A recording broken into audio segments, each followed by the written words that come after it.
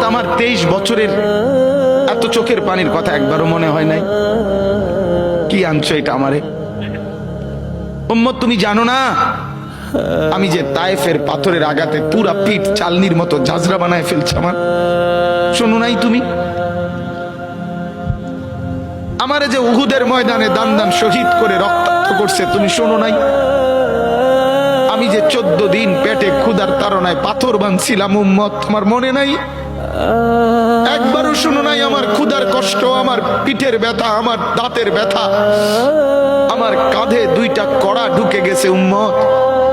আমার ঘরে 3 মাস আল্লাহর নবীর স্ত্রী আয়েশা বলছে, আল্লাহর কসম উম্মত, আম্মা জান আয়েশা বলে, এক ফোঁটা চুলায় আগুন জ্বলে নাই। মা আওকাদাত ফি আবিয়াতে রাসূলিল্লাহ নারুন, নবীর একজন বিবির ঘরেও আগুন জ্বলে নাই।